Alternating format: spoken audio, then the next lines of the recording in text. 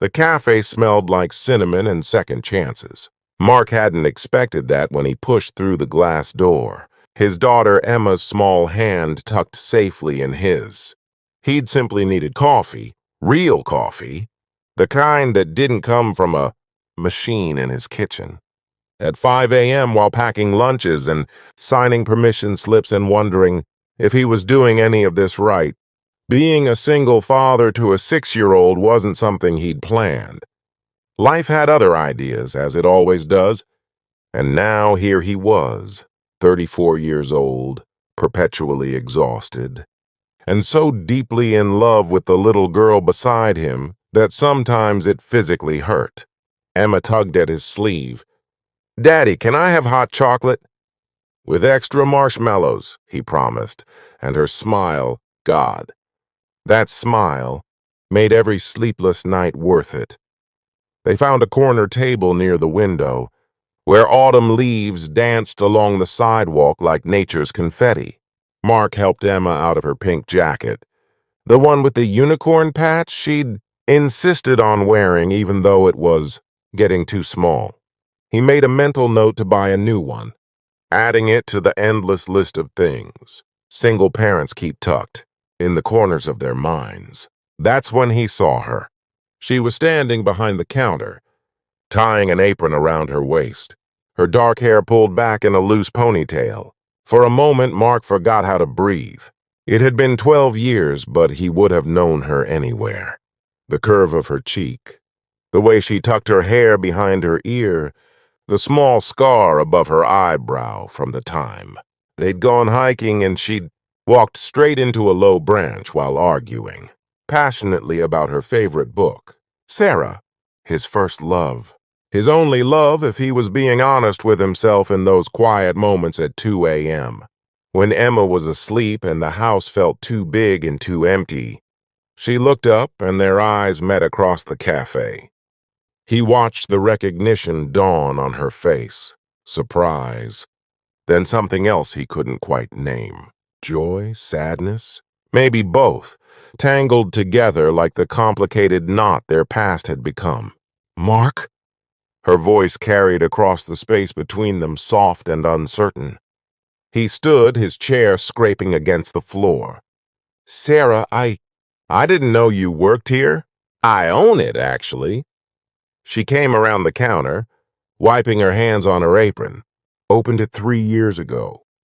They stood there, two people separated by 12 years and 1,000 unspoken words, while the espresso machine hissed in the background and other customers went about their ordinary days, unaware they were witnessing a reunion that felt anything but ordinary. "Daddy?" Emma's voice broke the spell. "Who's that lady?" Mark looked down at his daughter, then back at Sarah, whose eyes had softened in that way they always did when she looked at children. "This is an old friend. Her name is Sarah." "Hi, Emma." Sarah crouched down to Emma's level, and Mark's heart twisted at the gesture. "That's a beautiful unicorn on your jacket." "Thank you. Daddy says we need to get a new one because I'm getting too big. But I don't want to. This one's my favorite." Well, sometimes our favorite things are worth keeping, even when they don't fit quite right anymore. Sarah glanced up at Mark, and he knew she wasn't just talking about the jacket. The next hour passed in a strange, bittersweet blur. Sarah brought them hot chocolate and coffee, refusing to let Mark pay. She sat with them during her break, and Mark watched as she and Emma fell into an easy conversation about unicorns and fairy tales and the little things that matter so much to 6-year-olds. Sarah was natural with her, patient and kind, and Mark felt something crack open in his chest, a door he'd locked a long time ago. "So," Sarah said quietly, when Emma went to look at the bookshelf in the corner where Sarah kept children's books for young customers. "A daughter. She's beautiful, Mark. Thank you.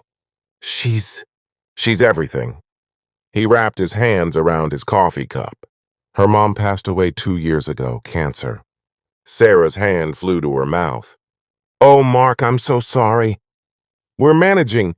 Some days better than others.